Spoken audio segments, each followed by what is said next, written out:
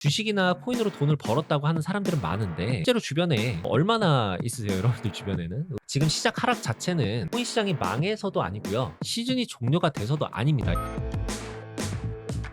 네, 여러분 반갑습니다. 트레이더 원입니다. 시장이 어제 좀 많이 빠졌다가 지금 조금 다시 반등을 치고 있는데 굉장히 좀 큰 이슈가 있어요. 그쵸? 일본의 금리가 오를 가능성이 크다라고 지금 보고 있는데 이 부분 때문에 지금 코인 시장이 불안감에 매도세가 좀 많이 나왔었어요. 이 하락이 단순한 조정인지 아니면 구조적인 그런 이유가 따로 있는 것인지 이야기를 좀 나눠보려고 합니다. 이 기사를 보시면은 일본 금리가 오르게 되면은 비트코인 시장이 20-30% 정도 이제 하락을 할 수도 있다. CNN에서도 이제 보도를 한 거예요. 일본의 금리가 인상을 하게 되면은 완전하게 좀 축소가 될 가능성, 그런 것들이 이제 시장에 작용이 되면서 시장이 빠지고 있는데, 과거에도 일본 은행이 금리를 인상한다라고 했을 때 코인 시장이랑 주식 시장이 하락했었다라는 패턴이 있었다. 다음 기사도 좀 볼게요. 엔화가 좀 강세를 보이고 있는 이유는 일본 금리 인상 가능성이 높아지고 있기 때문이라는 점에 대해서 기사가 나온 거예요. 엔화가 12월 9일 기준으로는 9.36이었다가 오늘 날짜 기준으로 9.53까지 올랐습니다. 투자자들이 일본 금리 인상 가능성을 지금 높게 보고 안전자산에 대한 수요가 좀 많이 늘어나면서 엔화 여기에다가 투자를 많이 하고 있는 것으로 보여주고 있습니다. 이런 기사도 나왔는데, 시장에서는 일본 금리가 0.25bp 인상이 된다 했을 때 0.75%로 오르는 거거든요. 이렇게 된다 했을 때 해외에 나가 있는 일본 자금이 일본으로 돌아올 수 있다라는 우려 때문에 주식 시장이랑 코인 시장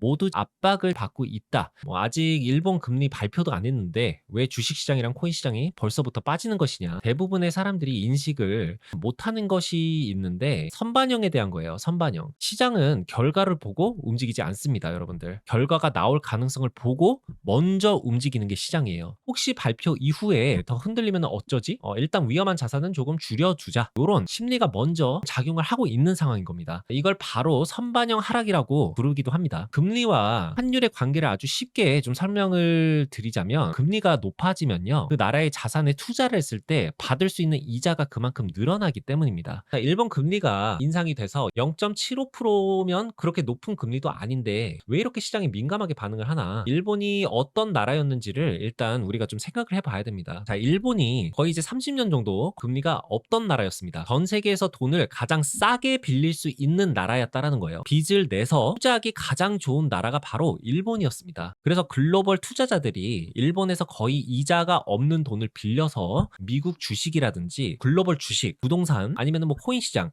이런 수익률을 굉장히 높게 가져갈 수 있는 자산에 투자를 했었습니다. 위험 자산에 투자를 했다라는 거죠. 이게 바로 엔화 캐리 트레이드라는 구조입니다. 빚을 내서 투자를 하던 그런 구조가 이제 흔들린다라는 거죠. 근데 금리가 올라가기 시작하면 일본 국채만 사도 이자를 받을 수가 있어요. 그쵸? 굳이 변동성이 큰 코인 시장이라든지 주식 시장에 자산을 넣지 않아도 돈을 벌 수 있는 구조가 됩니다. 그래서 지금 시장이 공격적인 투자에서 방어적인 투자로 분위기가 지금 전환이 되고 있습니다. 코인 시장은 특히 더 크게 변동성이 생길 수밖에 없어요. 우리가 생각을 해보면 이유는 좀 단순합니다. 아직 초기 시장인 점도 있고요. 주식보다 코인 시장을 더 위험 자산으로 여겨지는 부분도 있습니다. 아직까지는. 코인 시장 같은 경우에는 특히나 레버리지 투자가 굉장히 많습니다. 그렇죠? 그리고 거래도 24시간 풀로 돌아가기 때문에 일본 금리 이슈처럼 돈의 흐름이 바뀔 만한 이슈가 있다라고 하면은 코인 시장은 주식시장에 비해서 조정이 굉장히 샤프하게 오는 경우가 많습니다. 그래서 사실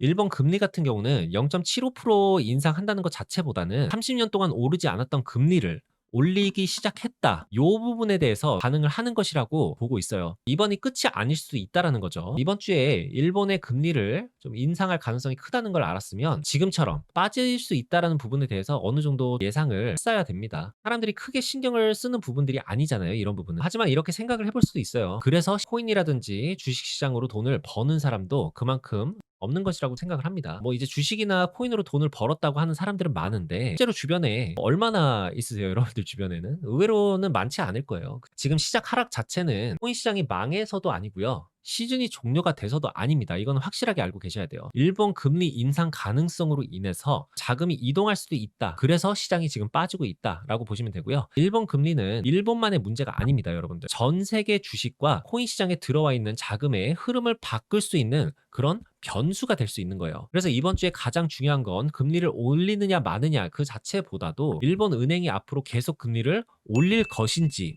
이게 좀 핵심이 될 것으로 저는 이제 보고 있습니다.